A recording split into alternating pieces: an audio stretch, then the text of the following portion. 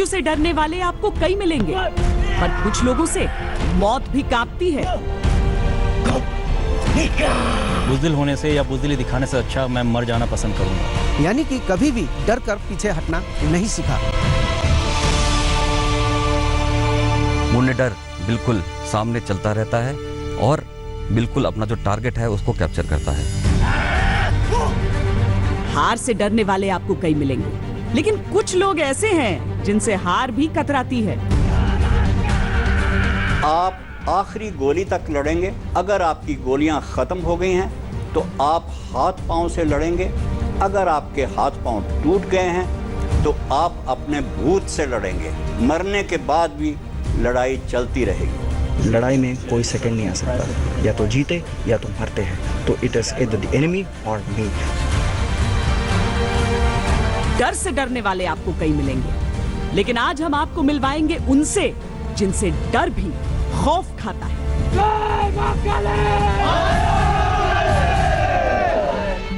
अगर कोई बोलता है कि मुझे मौत से डर नहीं लगता है, तो या तो वो झूठ बोल रहा है या तो वो गोरखा है।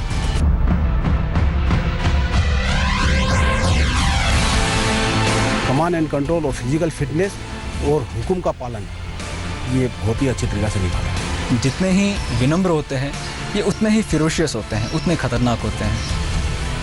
हमारा वॉरक्राई है जय माँ काली आयोग गोरखाली। जब हम इसको जोर से बोलते हैं जय माँ काली आयोग गोरखाली, हर एक व्यक्ति में इतना खून दौड़ता है।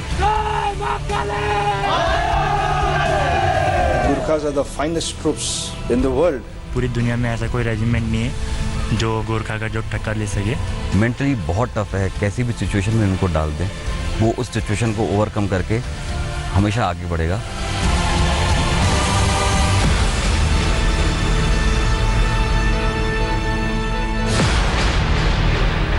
जनरली सब गोरखास अपने खुकरी से ऐसे काटेंगे दुश्मन को कि जैसे कोई नॉर्मल सब्जी काटता है।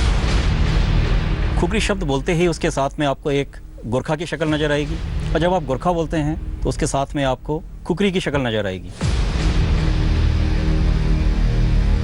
मेरे जोले आगे बढ़ो कदम मिलाए नेपाली दाजुभाइ, जस्तै तुफान जस्तै आओस् हामी एउटा टक्कर। हामी वीर नेपाली मान्छैन केको डर, हिमाचुली जय नेपाली छ बटल अमर, दाजुभाइ छ बटल अमर।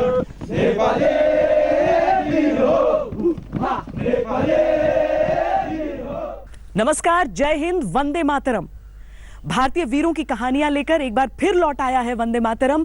5वां साल है या 5वां सीजन है वंदे मातरम का, और इसीलिए क्योंकि भारत में कभी भी शौर्य की कहानियां खत्म नहीं हो सकती हैं। हमने आपको वो सारे युद्ध दिखाए जो भारत ने लड़े हैं। हमने आपको परमवीरों की कहानियां सुनाई, जो काउंटर टेरर ऑपरेशंस होते हैं उनकी कहानियां सुनाई। लेकिन अब हम आपको जरा उन रेजिमेंट्स के बारे में भी बताएंगे जिनका नाम तो आपने बहुत सुना होता है, लेकिन उनके बारे में बहुत ज्यादा जानते नहीं हैं। आज हम आपको बताने वाले हैं गोरखा रेजिमेंट के बारे में। आखिर क्यों ऐसा कहा जाता है ये वीरों में भी सबसे वीर माने जाते हैं? क्यों ऐसा कहा जाता है कि जो मौत से भी नहीं डरता वो है गोरखा? साहस के जितने भी शब्द गढ़े गए वो इनके सामने मायने खो देते हैं। निष्ठा के जितने भी रंग दुनिया में हैं वो इनके सामने फीके पड़ जाते हैं। हिम्मत का ऊंचा से ऊंचा पहाड़ इनके सामने बौना हो जाता है। ये ईमानदारी की मिसाल है, वफादारी का आदर्श है, बहादुरी की पराकाष्ठा है। वो रेजिमेंट के लिए कुछ भी करने के लिए तैयार है, अपनी जान तक दे देगा। जब वो लड़ाई में जाता है वो ये नहीं जाता कि मेरे बच्चे कहाँ क्या कर रहे हैं, वो है कि मैंने ये जीतना है, चाहे मेरे को इसके लिए कुछ भी करना पड़े। यूं तो भारतीय सेना का हर रेजिमेंट, हर यूनिट, हर टुकड़ी, हर दस्ता दुनिया में सबसे निराला है, पर यह भी सच है कि हर एक रेजिमेंट की अपनी ऐसी खासियतें होती हैं जो दूसरी किसी में नहीं होती। और गोरखा रेजिमेंट की सबसे बड़ी खासियत है इनका आदर्श वाक्य, कायर हुनुभन्दा मर्नु राम्रो। मतलब गोरखा वो होता है जो मरने से नहीं डरता है। कायर होने से मरना अच्छा, यानी कि कभी भी डर कर पीछे हटना नहीं सीखा। गोरखा ने हर समय आगे बढ़ना सीखा है। वो दुश्मन को मारने से पहले अपने डर को मारते हैं, डरने से बेहतर मर जाने को मानते हैं। ये इनका संस्कार है, इनकी परंपरा है। इनकी ट्रेनिंग का पहला उद्देश्य होता है डर पर जीत हासिल करना। गुरखा ट्रूप्स के लिए कहा जाता है किसी से डरते नहीं है। आप डरते हैं किसी से? कभी डरते थे? पहले डरता था, पर अब यहाँ फौज में आने के बाद मैं इतना नहीं डरता हूँ। और जब आगे और ट्रेनिंग बढ़ती जाएगी मैं डरना छोड़ दूंगा। चाहे आप इधर के किसी भी रिक्रूट से पूछो, वो अभी फौजी नहीं है, अभी सीख रहे हैं। जैसे हमको पता है बूंद बूंद से सागर बनता है, तो अभी हम लोग अभी बूंदी है, सागर अभी बने नहीं है। जब हम सागर बन जाएंगे तब हम पक्का फौजी बन जाएंगे। तो अभी आप पूछ सकते हो किसी से भी कि वो डरते हैं कि नहीं, वो लोग बेशक वो लोग कहेंगे कि हम कभी किसी से भी नहीं डरते। सच में, क्योंकि पूरी दुनिया में ऐसा कोई रेजिमेंट नहीं है जो मतलब गोरखा का जो टक्कर ले सके। सुनने में अजीब है, असंभव भी, क्योंकि निडर होना एक बात है और निडर होने की ट्रेनिंग दिया जाना और बात। पर गुरखाओं को सचमुच इसकी ट्रेनिंग दी जाती है। गुरखा रेजिमेंट के जिन रंग रूटों से हमारा परिचय कराया जा रहा था, ये बस कुछ हफ्तों पहले दुनिया की सर्वश्रेष्ठ फौज में शामिल हुए थे। कितने साल के थे तब पहली बार सोचा था आर्मी ज्वाइन करूंगा? जब मैं इतना बोल सकता हूँ कि छोटे से मैंने देखा है कि आर्मी लोग जब भी मतलब मार्च करते हैं या फिर कहीं जाते हैं, तो बच्चे हो या फिर बूढ़े हो, उनको देख के सैल्यूट तो जरूर करते हैं। तो वो देख के मुझे मतलब वो आया, फीलिंग आया कि यहाँ इससे अच्छा जॉब, इससे अच्छा रिस्पेक्ट, इतना अच्छा पर्सनालिटी तो और कोई जॉब में नहीं है। आपकी उम्र क्या है? मेरे 19।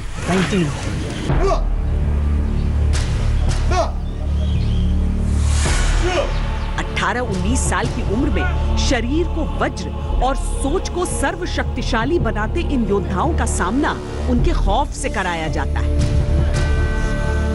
हथियार हाथ में हो तो कई लोग बहादुरी दिखा सकते हैं, लेकिन इन सैनिकों को प्रशिक्षित किया जाता है अपने हाथों को हथियार बनाने के लिए।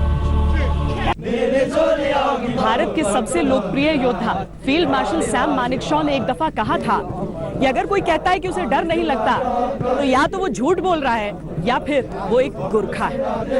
यहाँ पर जो गुरखा जवान है वो यही गाते हुए आगे बढ़ रहे हैं कि किस तरीके से चाहे कुछ हो जाए, डर इन्हें लगता नहीं है, वीर है, दुश्मन को धूल चटा ही देंगे।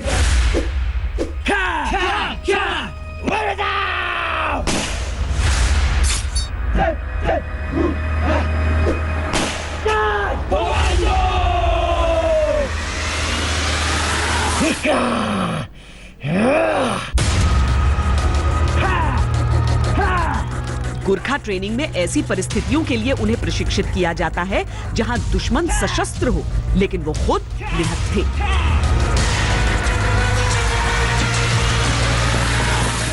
बैक साइड से अगर आप अटैक करते हो, पहला कहाँ टारगेट करोगे? बैक साइड में। सबसे पहला आपका कौन सा? सबसे ऊपर बेस ऑफ द स्कल।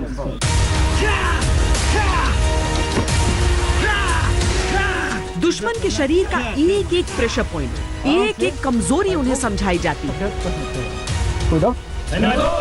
हथियार चलाने से पहले वो हाथ चलाना सीखते हैं, साथ ही अपने शरीर के नाजुक हिस्सों का बचाव भी सीखते हैं।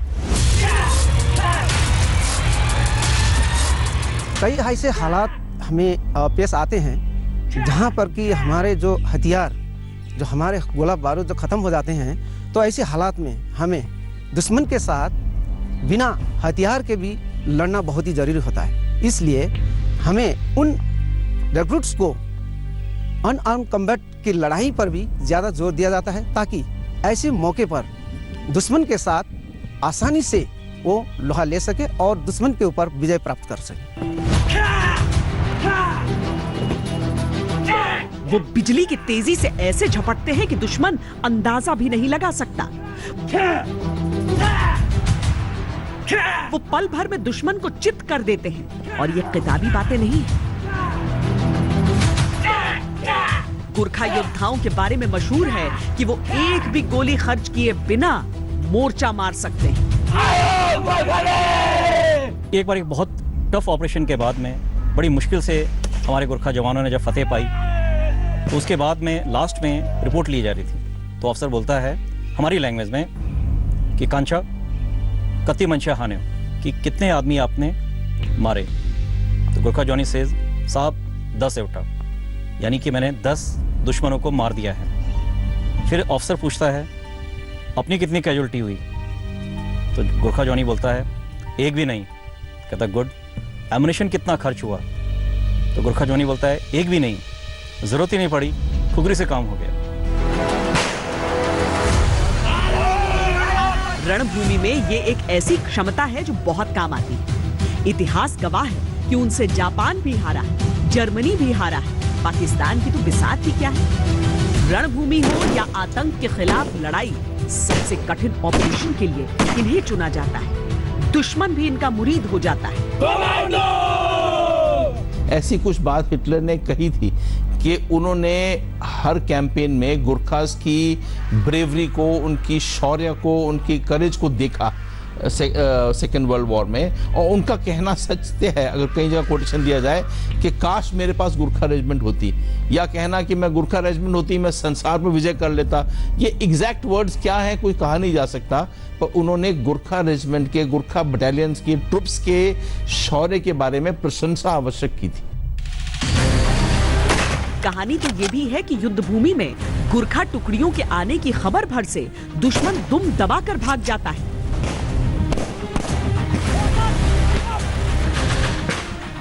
गुरखा बटालियन ने जो हमला किया उसमें पाकिस्तानी ब्रिगेड ने उनके सामने सरेंडर किया, कि जो कि एक 1971 वॉर के लड़ाई का एक बहुत ही ग्लोरियस चैप्टर था। 1971 में तो कई मर्तबा ऐसा हुआ है कि गुरखा जब हमले में आ रहे हैं और उनका जो आयो गुरखाली का नारा सुनते ही पाकिस्तानियों ने कई बारी अपने डिफेंस छोड़ के वो चले गए थे। 18वीं सदी की शुरुआत में ईस्ट इंडिया कंपनी भारतीय उपमहाद्वीप में अपने पांव पसारने में लगी हुई थी। इस कारण नेपाल से उसके टकराव की स्थिति बार बार बनती थी। नेपाल अपने गुरखा सैनिकों के साथ खुद भी विस्तार में लगा हुआ था। 1767 में अंग्रेजों ने अपने 2500 सैनिक उन्हें रोकने के लिए भेजे, लेकिन कठिन इलाका, बीमारियों और गुरखाओं से मुकाबले में सारे के सारे अंग्रेज अपनी जान गंवा बैठे। गुरखाओं और अंग्रेजों के बीच निर्णायक युद्ध छिड़ा 1814 से लेकर 1816 के बीच। तत्कालीन उत्तराखंड के नालापानी में कैप्टन बालभद्र कुंवर 600 लड़ाकों के साथ एक किले में मौजूद थे। किले को घेर कर खड़े थे 3500 अंग्रेजी सैनिक। उनके पास तोपें थी, बंदूकें थी और गुरखाओं के पास अपनी हिम्मत। यही कोई 200 से अधिक सालों की बात है जब अंग्रेजों का सामना गुरखा सैनिकों से हुआ था। अंग्रेजों के पास आधुनिक वेपन्स और गुरखाओं के पास बहुत बुनियादी हथियार। मुट्ठी भर गुरखा और हजारों में अंग्रेज, लेकिन नाकों चने चबवा दिया था गुरखा सैनिकों ने। महीनों ये मुकाबला चलता रहा, पर अंग्रेज गुरखाओं को हरा ही नहीं पा रहे थे।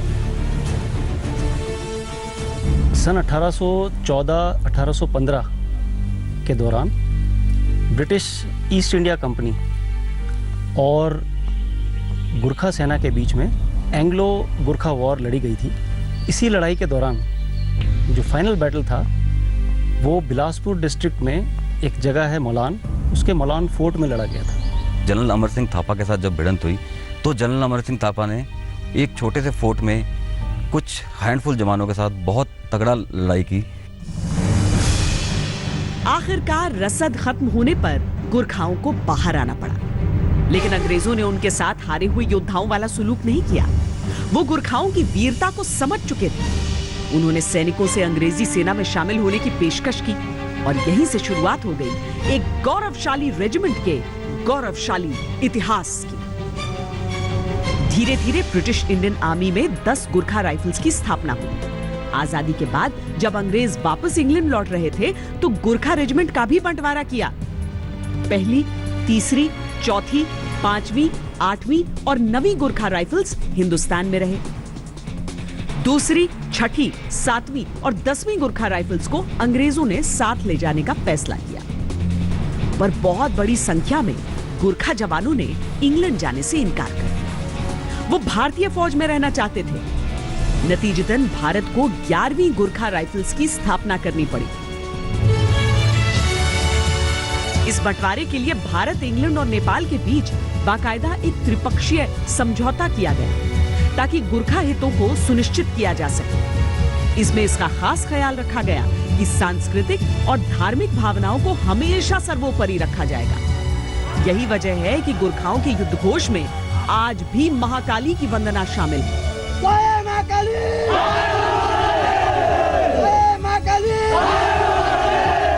मतलब माता की जय, महाकाली की जय, और मैं गुरखा हूँ, मैं गुरखा सोल्जर आ गया हूँ आपके ऊपर। अगर आप देखा जाए तो काली की, दुर्गा की, शक्ति की बहुत वंदना होती है, बहुत पूजा होती है, और शिव को बहुत मानते हैं। जैसे आप जानते हैं पशुपतिनाथ बहुत बड़ा मंदिर है। सो काली की पूजा वो उनको शक्ति प्रदान करती है, काली उनको शक्ति प्रदान करती है। कई लोग दुर्गा माता के नाम से करते हैं। सो अलग अलग है, और ये जैसे मैंने कहा उनके में जोश पैदा करती है ये वॉर क्राई, जिससे वो खुखरी, चमकती खुखरी हाथ में पकड़कर बोलता है, जय महाकाली आयो गोरखाली। भक्ति में एक अजीब सी शक्ति होती है, और जब शक्ति के साथ जुड़ जाए भक्ति तो बनते हैं गुरखा। गुरखा जवानों की ट्रेनिंग से लेकर उनकी तैनाती तक भक्ति की बहुत ज्यादा अहमियत होती है। यूनिट में मंदिर की बहुत खास जगह, दुर्गा माता की आरती गाते हुए, देवी देवताओं की आराधना करते हुए ये सैनिक शक्ति का आह्वान करते हैं। सेना में भक्ति दरअसल एक जरिया होता है अलग अलग क्षेत्र, अलग अलग परिवारों से आए नौजवानों में एकजुटता की पहली अलख जगाने के लिए।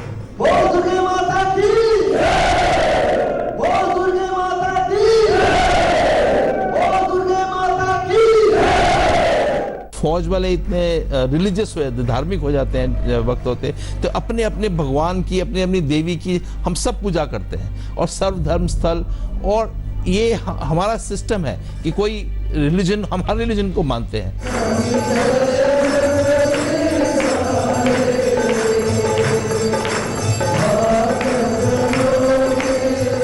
भारत, इंग्लैंड और नेपाल के बीच हुए समझौते में भी इस बात को स्पष्ट तौर पर कहा गया था कि जवानों की आस्था का ध्यान रखा जाए, और आज भी पूरी निष्ठा से उस परंपरा का पालन किया जाता है।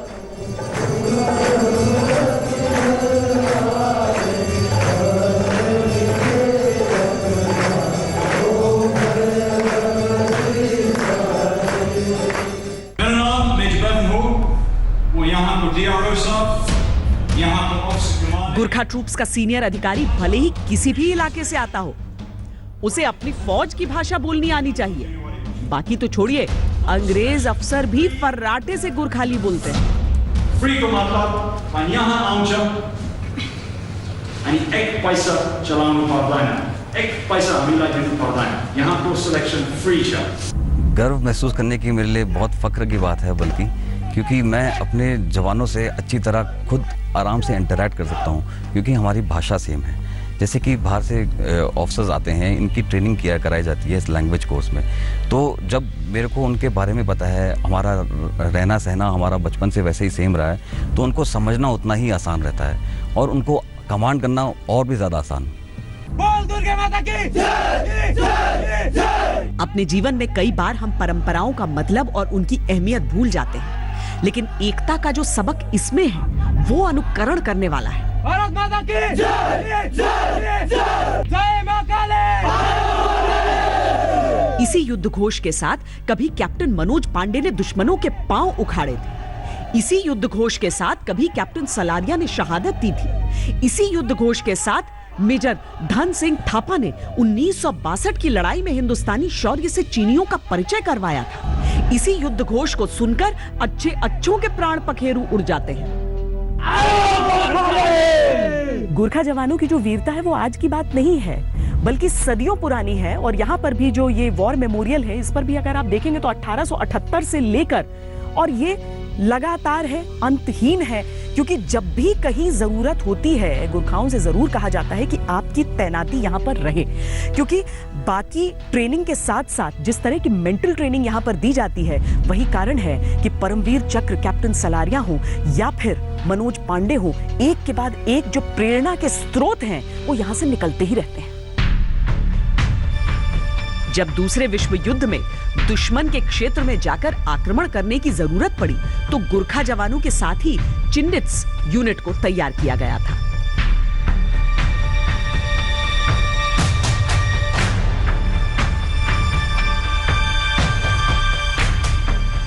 भारत में दुश्मन के इलाके में घुसकर लड़ने वाली पहली फौज गुरखा थी। आजाद भारत में जिन्हें पहला अशोक चक्र सम्मान दिया गया था वो भी गुरखा रेजिमेंट से आते थे। गुरखा राइफल्स की अलग अलग टुकड़ियों ने विश्व युद्ध में हिस्सा लिया, बड़े पैमाने पर विक्टोरिया क्रॉस समेत बहादुरी के पुरस्कार जीते। आजादी के बाद हुए हर युद्ध में गुरखा राइफल्स ने हिस्सा लिया है। 1971 के युद्ध के दौरान सिलहट की लड़ाई में गुरखा वो पहले भारतीय योद्धा बने जिन्होंने एक हेलीबॉर्न अटैक को अंजाम दिया, यानी हेलीकॉप्टर की सवारी करते हुए युद्ध किया। भारत से सरहदों की नजदीकी और संस्कारों का साझा इतिहास गुरखा रेजिमेंट में स्पष्ट झलकता है। एक समय पर नेपाल के जवान थे, अब भारत के पहाड़ी इलाकों के गुरखा जवान भी आ गए। इसमें उत्तराखंड से लेकर पूर्वोत्तर तक के नौजवान शामिल हैं। गोरखा सोल्जर जो है एक पहाड़ी रहने वाले पहाड़ के हाईलैंडर्स हैं, पहाड़ में रहते हैं और उनकी लाइफ काफ़ी स्टडी होती है, काफ़ी कठिन होती है और उसी कारण उनका बनावट जो है वो काफ़ी सुदृढ़ होता है, कठोर होता है। और जैसे कि आप जानते हैं सर्वाइवल ऑफ द फिटेस्ट, तो गोरखा सोल्जर हर किसी कंडीशन में अपने आप को ढाल देता है और हर किसी कंडीशन में अपने आप पर काबू रखते हुए दुश्मन पर विजय पा लेता है।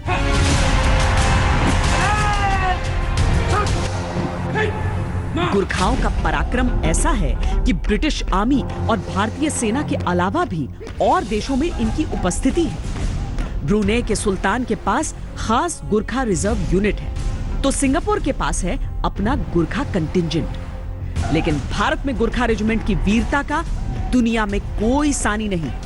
ये मातृभूमि की कसम उठाते हैं, मातृभूमि के लिए प्राण भी गंवाते हैं।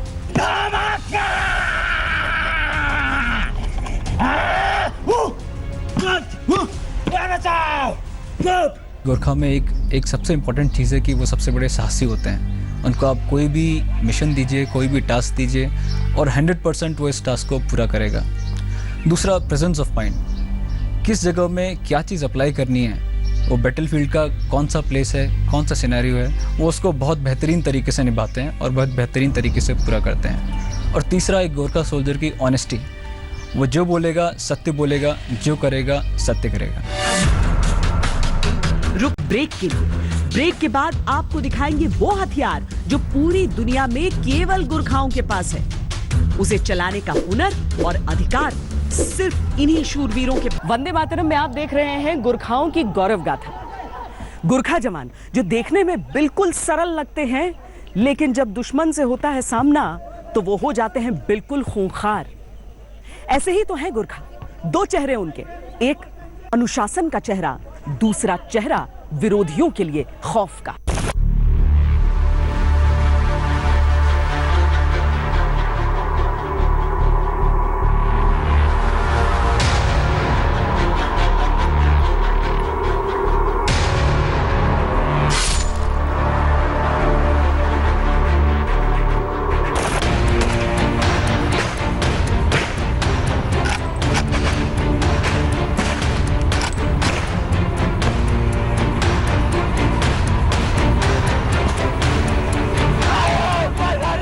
चाहे आतंक निरोधी ऑपरेशन हो या दुनिया के किसी कोने में लड़ा जा रहा युद्ध, गुरखा का नाम सुनकर ही दुश्मन आधी जंग हार जाता है।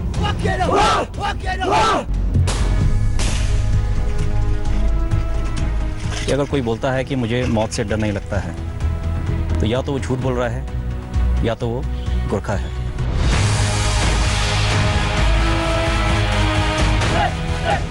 हम चाहे काउंटर एजेंसी इलाका हो, चाहे गुथम गुथम का लड़ाई हो, उसमें गोरखा ट्रूप्स अपने ईमानदार और वफादारी के साथ लड़ाई लड़ा जाता है।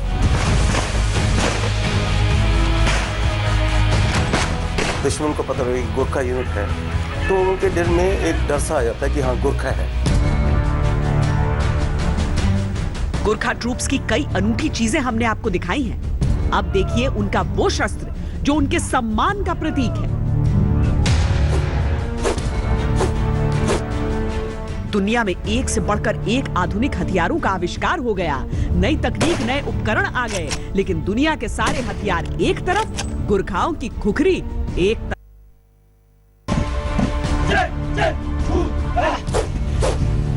कहते हैं गुरखा की खुखरी रणभूमि में अगर एक बार मयान से निकल जाए तो बिना दुश्मन का खून पिए वापस नहीं रखी जाती। हमारी गोरखा सोल्जर को मानना है कि लड़ाई के मैदान में जब खुखरी एक बार निकलने के बाद दुश्मन की खून से रंगने के बाद ही वापस रखा जाता है। जनरली सब गोरखास अपने खुखरी से ऐसे काटेंगे दुश्मन को कि जैसे कोई नॉर्मल कोई भी चीज सब्जी काटता है। It's a part of their habit.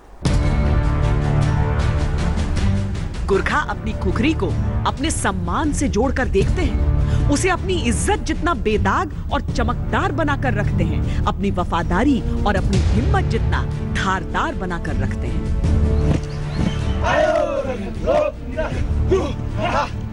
Indian army की जो अलग अलग रेजिमेंट्स है, हर एक की अपनी अलग अलग पहचान है।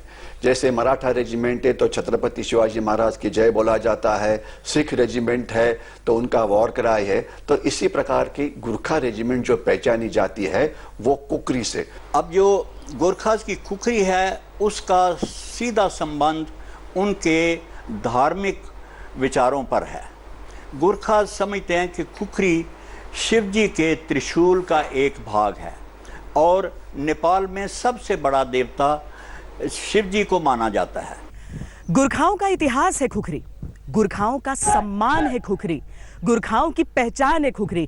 अगर उनके पास खुखरी ना हो तो वो खुद को पूरा नहीं समझते, और अगर उनके हाथों में खुखरी हो तो फिर दुश्मन पूरा यानी कि साबुत नहीं बच सकता है।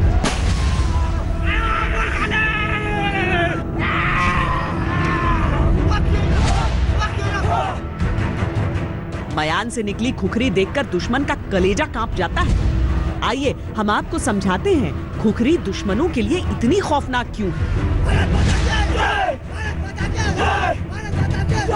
देखने में कभी कटार कभी तलवार जैसी, लेकिन बारीकी से देखिए तो बहुत दिलचस्प। खुखरी की लंबाई अलग अलग हो सकती है, लेकिन इसका ढांचा कमोवेश एक जैसा ही होता है।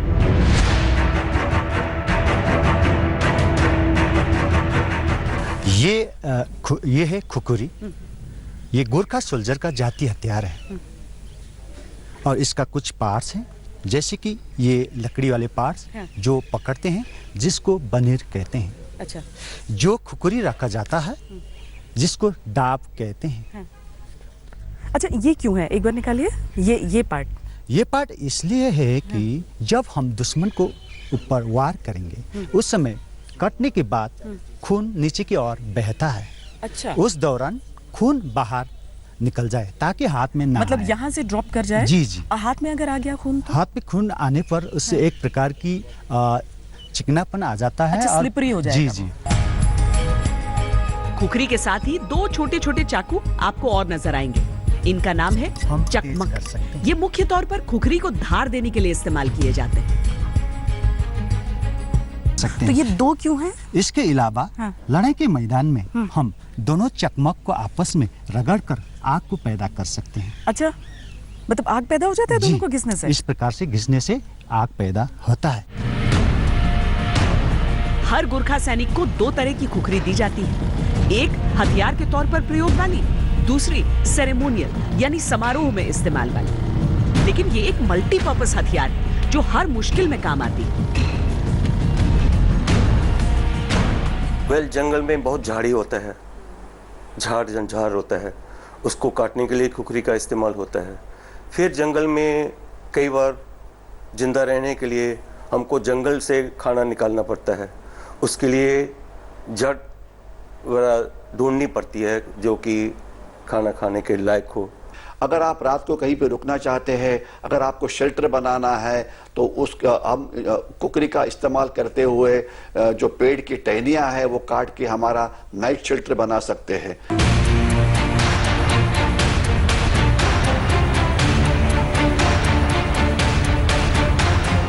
सितंबर 2010 की बात है। एक रिटायर्ड गुरखा सैनिक विष्णु श्रेष्ठा विष्णु ने ये देखा तो उसका सोल्जरली स्पिरिट फिर जागृत हुआ और उसने सोचा कि अगर मैं एक सोल्जर हूं, मेरे सामने मेरे एक देश की लड़की की जो इज्जत है, इसके ऊपर कोई घाला कैसे डाल सकता है।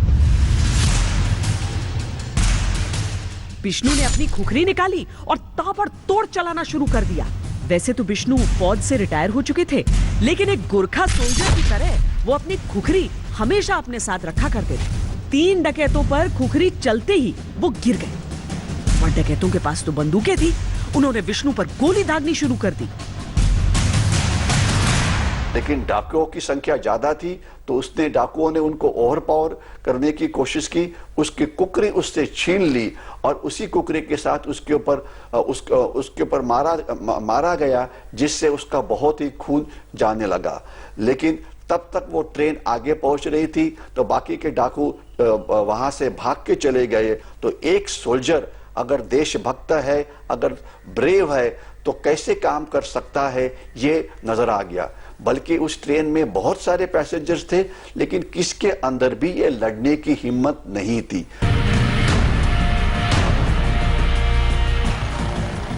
एक अकेले फौजी की हिम्मत ने डकैतों के सशस्त्र गिरोह को भागने पर मजबूर कर दिया। 6 डकैतों को पुलिस ने दबोच लिया।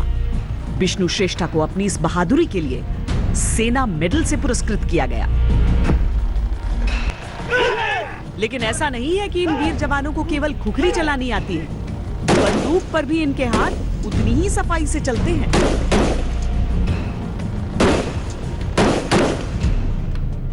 जब असली परिस्थितियों में मुकाबला होता है दुश्मन से, तब आप किसी फायरिंग रेंज पर बैठकर गोलियां नहीं चला रहे होते हैं।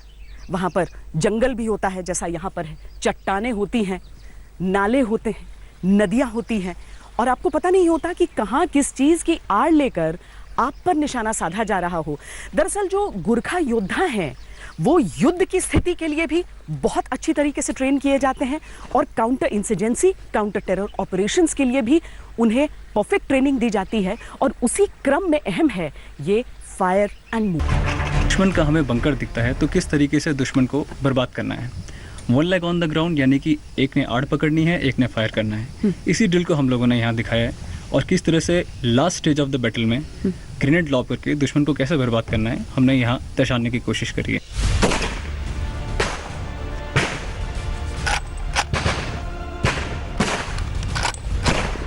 आगे बढ़ते हुए फायरिंग करना आसान नहीं होता और अर्जुन की परंपरा वाले देश में सेना के जवानों की निशानेबाजी दुनिया में सबको अचंभित करती है।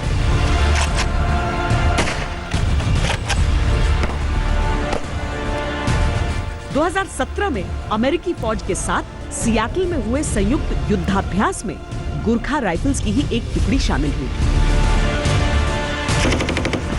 वहां जब निशानेबाजी का अभ्यास चला तो अमेरिकी अफसर भारतीय सैनिकों के निशाने से हैरान रह गए।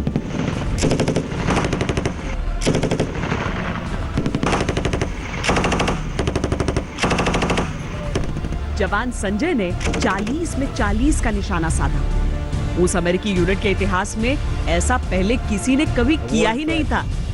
Outstanding shooting in your marksmanship. Thank you very much.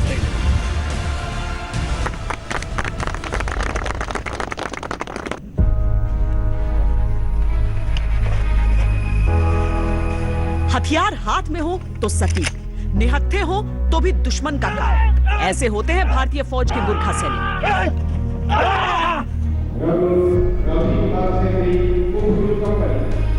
लेकिन देखने में बिल्कुल मासूम इन गोरखाओं की एक और ट्रेनिंग होती है, जो दरअसल भारतीय फौज की बाकी टुकड़ियों में भी देखने को मिलती है।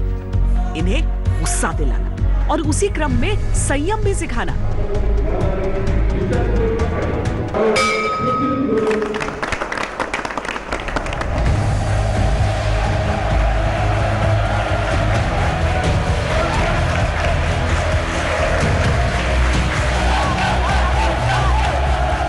ये मुक्केबाजी का मुकाबला प्रशिक्षित बॉक्सर्स के बीच नहीं लड़ा जा रहा।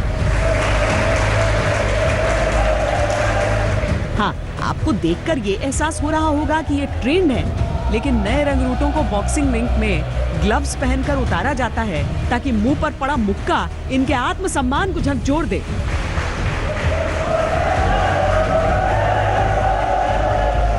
इनके गुस्से को जगा दे।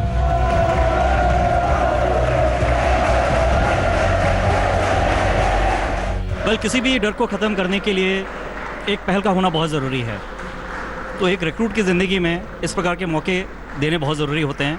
तो हम यहाँ पे इस प्रकार की नोविसेस बॉक्सिंग कराते हैं। इस नोविसेस बॉक्सिंग का मेन मकसद ये है कि मेंटली वो स्ट्रांग हो, फिज़िकली उसको अपनी काबिलियत के बारे में पता चले, साथ ही जो डर जो आप बोल रहे हैं वो डर ख़त्म हो। क्योंकि हाथ किसी के ऊपर उठाना उसके लिए बहुत दिल चाहिए। कई लोगों को इस प्रकार का मौका अपनी ज़िंदगी में नहीं मिलता है। तो यहाँ पे उस डर को ख़त्म किया जाता है, उस प्रकार की एक ऑफेंसिव स्पिरिट को इसके अंदर पैदा किया जाता है।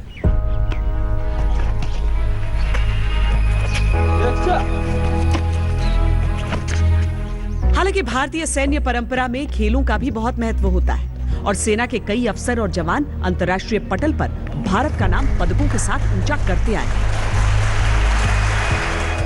लेकिन मुक्केबाजी का ये मुकाबला रण क्षेत्र की ओर इन रणनीतियों का पहला कदम है।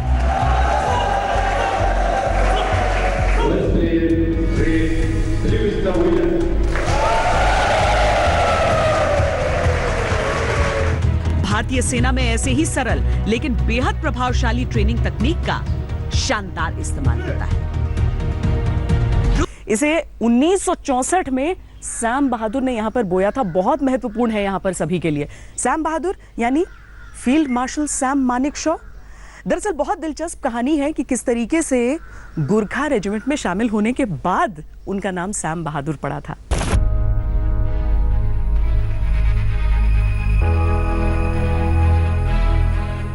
हिंदुस्तान के सबसे महान सैनिक, भारतीय सेना के सबसे लोकप्रिय जनरल सैम बहादुर यानी फील्ड मार्शल सैम मानेकशॉ।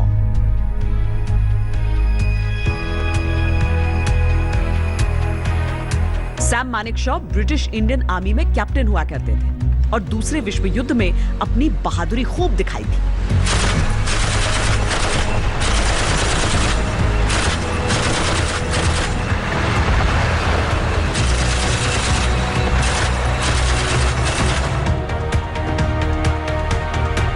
जब हिंदुस्तान को आजादी मिली, सैम मानेकशॉ गोरखा रेजिमेंट में शामिल हुए और वहीं उन्हें मिला उनका नया नाम।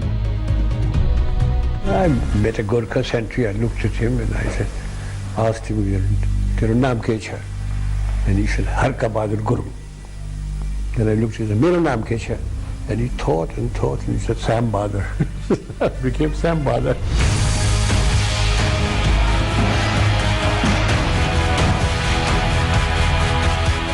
यूं तो फील्ड मार्शल सैम मानेकशॉ समूचे हिंदुस्तान के नायक हैं, लेकिन गोरखा सोल्जर्स उनकी कही हर एक बात को प्रेरणा के तौर पर याद रखते हैं। जिस तरह से नाम कमाया वो एक मिसाल बन के रह गया। ये बहुत कम लोगों का सौभाग्य होता है कि जिनको सैनिक पूरा आदर दे।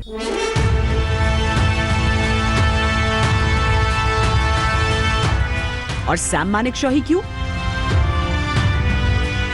मौजूदा army chief general Bipin Rawat, पूर्व सेनाध्यक्ष जनरल दलबीर सिंह सुहाग सब गोरखा रेजिमेंट से संबंध रखते हैं। जनरल बिपिन रावत 11वीं गोरखा राइफल्स की 5वीं बटालियन में कमीशन हुए थे। जब मैंने सेना अध्यक्ष का भार संभाला था तो उस वक्त मैंने कहा था मेरा सर्वश्रेष्ठ जो टास्क रहेगा वो ये रहेगा कि सेना का जो नाम है, सेना का जो मनोबल है वो एकदम उच्च स्तर पर रहे और मेरे ख्याल में हम इसे काबिल करने में हासिल हुए हैं।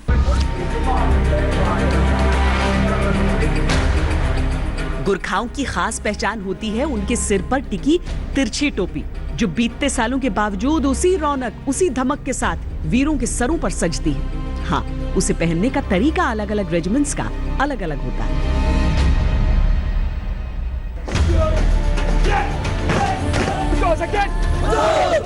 लेकिन बारीक फर्क के साथ भी हर गोरखा जवान और अफसर उस सर्वोच्च परंपरा का सर्वश्रेष्ठ प्रतीक है जहां देश ही होता है सबसे पहले।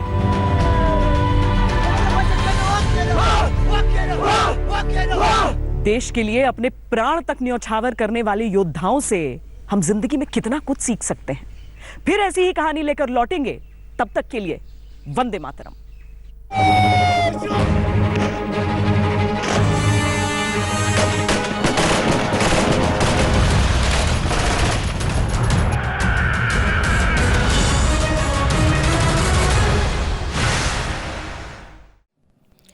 लेटेस्ट खबरों के लिए यूं ही देखते रहिए आज तक और इस वीडियो के पसंद आने पर लाइक, शेयर एंड सब्सक्राइब करना ना भूलें।